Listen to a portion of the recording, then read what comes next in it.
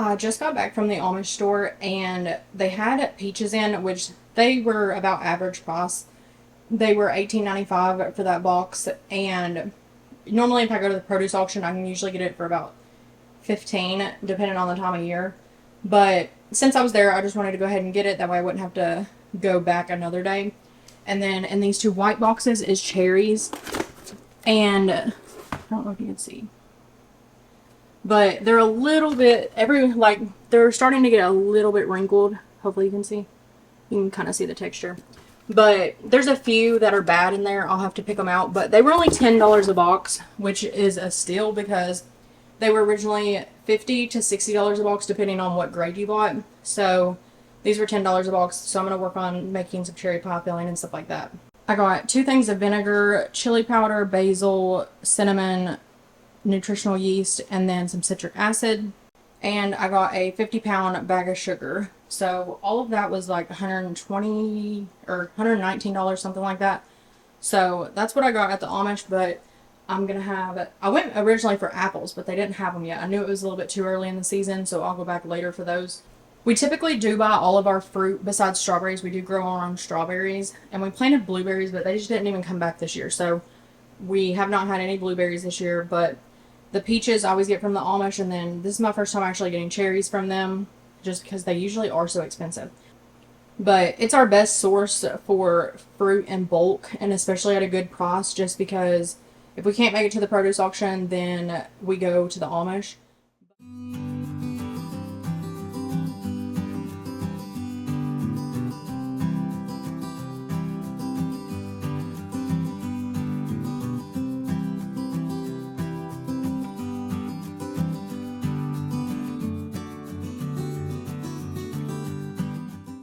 I just now got all of the cherries put in here, and it is like the whole sink is full of cherries. But the only ones that were bad, I would say it's less than a pound of what was bad in there.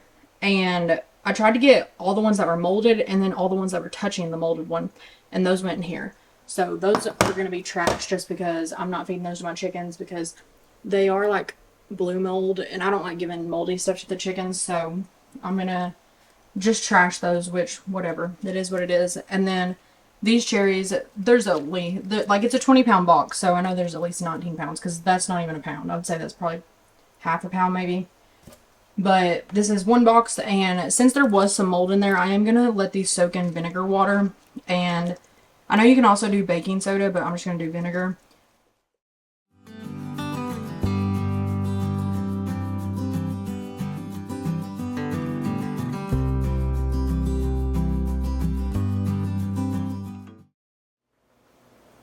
I let the cherries soak in the vinegar water and then rinse them really good.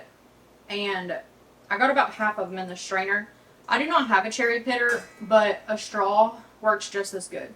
So, I mean, you just have to poke it through, but it's messy. I mean, it's to be expected though. I feel like with cherries, you're expected to get stained everywhere, but a straw works perfectly fine. And I have seen some people before, if you don't want to like hold it in your hand while you do it, they put it over a bottle.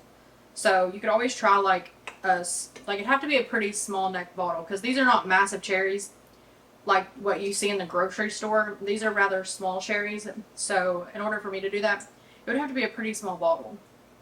But usually like an L8 bottle, like a pop bottle or something, is what I've seen people use before. I know that a lot of people do not feel safe at canning with cornstarch, but I've looked through all of my canning books, and I do not have any clear gel on hand, and I do not want to go back to town, so I'm going to use cornstarch. I feel safe enough to use cornstarch in my canning, and I know that the biggest reason they say not to is because it clumps inside the jar. It can. That's what they say, is that it'll clump inside the jar, and it won't be able to heat it up properly. So that's what they say.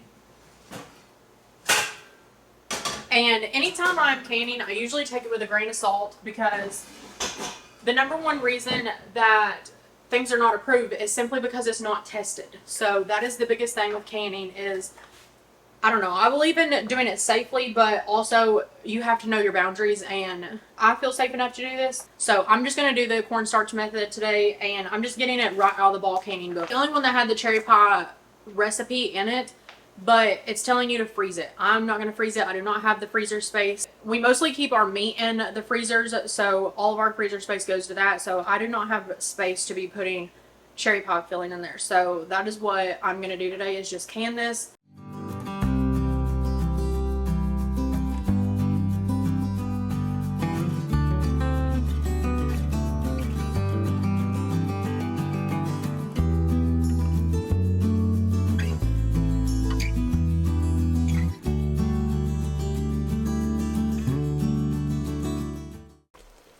I've been working on pitting more cherries, and this has been cooking for probably about right at 30 minutes, and it is done. I'm going to cut the heat, and I'm going to let it cool for a few minutes and finish pitting some more cherries and get some jars ready, because this will only make probably about 2 quarts or so, and then get this pot ready to do a bigger batch, because I think I have right about 7 quarts of cherries pitted right now.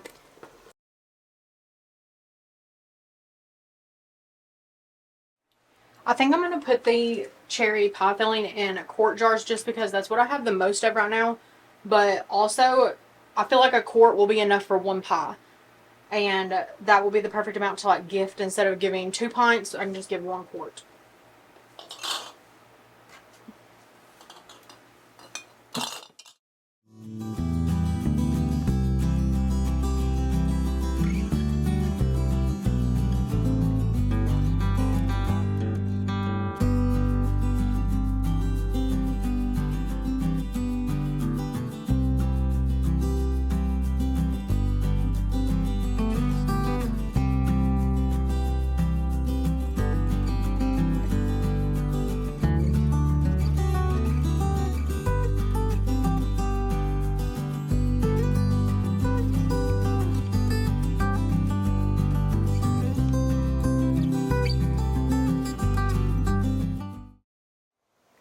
I'm going to do it the exact same way. Last time I did a 4 cup, this is a 4 cup measuring cup, but I do it heaping, and it still only made the 3 pints or 1.5 quart.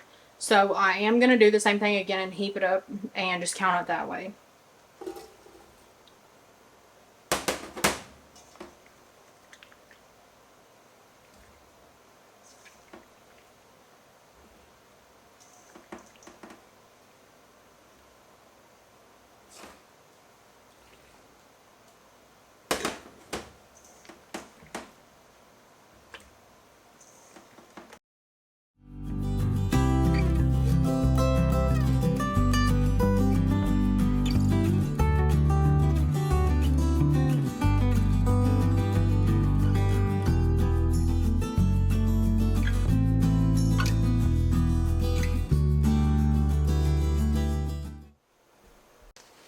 I probably should have switched to my 16 quart pot. This one is an 8 quart pot, and we're maxing it to the limit, but I know it's going to cook down, so I think it'll be okay.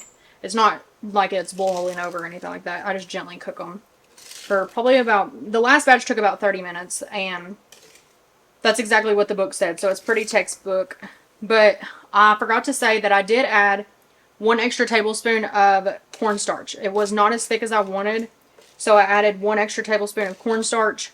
I am back. I had to go help Ben load up some hay whenever he got home from work. He's going to go deliver that. He sold 100 bales, so we just got that stacked on the trailer, and he's strapping it down so that he can leave. But I just turned off my cherries, and they're ready to go. They just need to be put in jars, and I need to start another batch. So after I get this other batch going, then that will be 1 whole box of 20 pounds of cherries done. The other box is going to have to wait until tomorrow, because I need to get everything cleaned back up, start it canning, and clean up the kitchen so I can make dinner.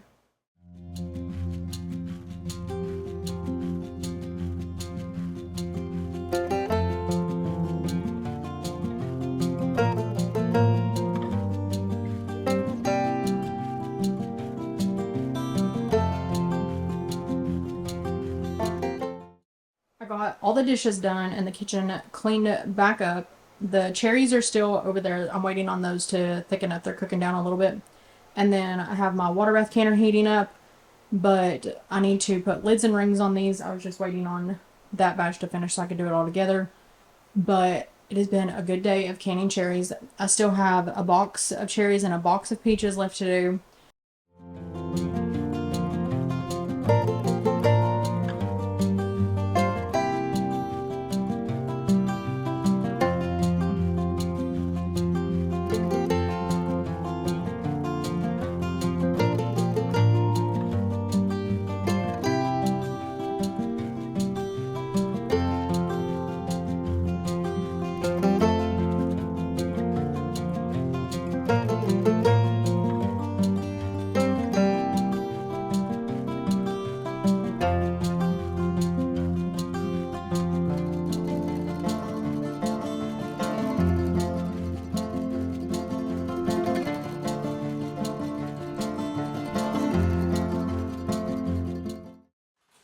So it is the next day, and I just now, all morning, I've been working on pitting all the cherries, and there's the last of the cherry pie filling going in the canner right now. Now I'm going to move on to making jam. I found a recipe in this Better Homes and Garden book, and it's for sweet cherry jam. So I'm going to make some of this, but I think what I'm going to do is make it more of like preserves, because in the picture it shows that they're whole cherries still. And I want mine a little bit broke up. So I'm going to use the immersion blender in the pot just to break them up a little bit. But also I'm going to add lemon. This recipe already calls for lemon, but I'm going to add lemon to it to make it more of like a cherry and lemon, kind of like marmalade or preserves, whatever you want to call it. But we're just going to wing it, and I'm just going to see how it goes. But I will make some just regular cherry also, just because I have way more than I need. The worst part of this entire process, which wasn't even that bad, was just pitting all the cherries. I did not have a cherry pitter, so I was just using a straw. But I have seen some cherry pitters that they do like several at a time. Like I think it's like 10 cherries at once. So I will be ordering one of those, but I just knew that it wouldn't come in time before these went bad. So I had to go ahead and work them up without it. So that was just a little bit of a daunting task, but not too bad. There's 3 pounds in here. I'm going to go ahead and do 6. And if I need to, I can cut the recipe later on. So I am just going to go ahead and do 6 pounds. Okay, I've already changed my mind. I'm going to do 4.5 pounds. And I will write this down and have it typed out down below for you guys, because I am somewhat following this recipe, but then I'm going to add my own stuff. So I know my instructions are probably going to be a little bit all over the place in this, just because I am going to have to like try it and just taste it as I go to get the right ingredients added, but I will have it all topped out for you guys below.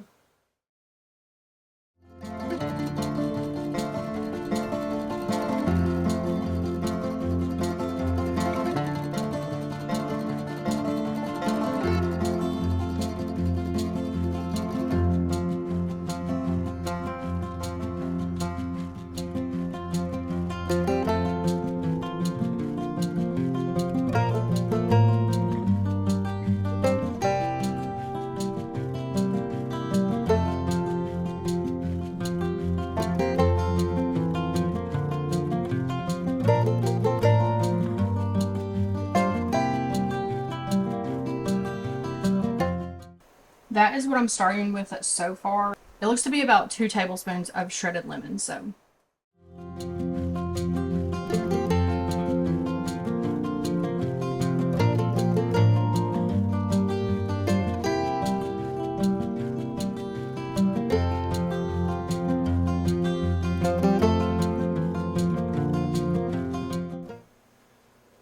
This is the consistency that I did. I didn't want it to be too runny, because we do we like to recognize the fruit in it whenever we eat it, but I did not want all of them whole. So I think it's probably about half and half. Like there's half whole, half that have been blended. So I'm going to let this cook now. It needs to come up to a boil and boil for about 15 minutes or so. I am not putting pectin in this. I'm not sure if I said that. It's just sugar, lemon juice, lemon. I just now tried it and I turned up the heat to start bringing it to a boil, but I want a tad bit more lemon in it. So I'm going to add some more zest from a lemon and then stir it up, taste it, and possibly add more lemon juice. I'm not sure yet. It tastes really good right now, but I think it just needs a hint more lemon.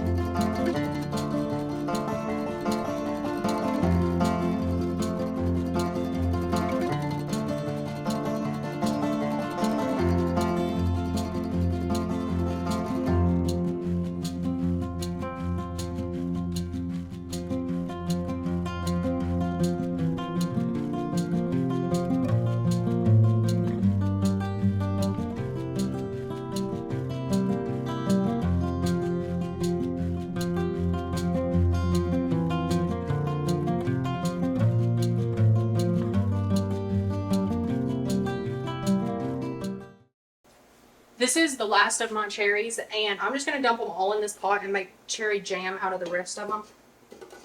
If I don't spill them. It's probably, I would say 5 pounds compared to the 4.5 I did last time. Probably 5 pounds.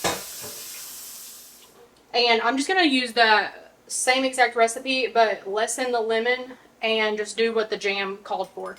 And I could be wrong on the cherry pits. Like, that's just what I read, was that as long as you boiled them, it was safe. So I am going to make a syrup out of them. 2 bowls full of cherry pits. There's a few stems in here, but it'll be strained out at the end, so it will be fine.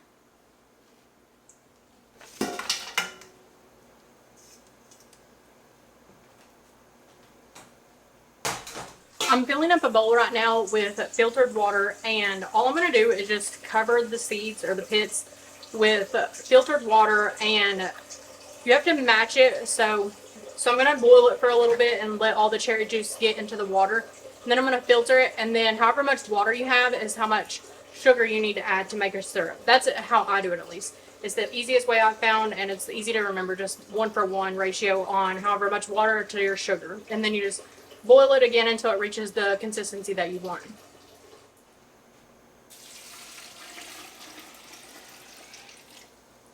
I strained the cherries and washed and dried my pot. It's going back on the burner, and this is my cherry juice. So this is just what's left over after the pits have boiled. So I'm going to put that back in the pot.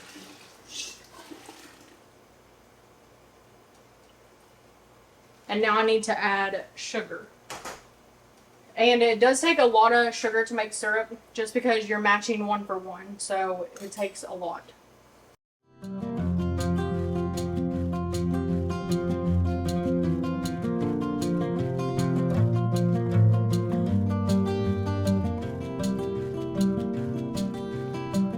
So right now I have my syrup going.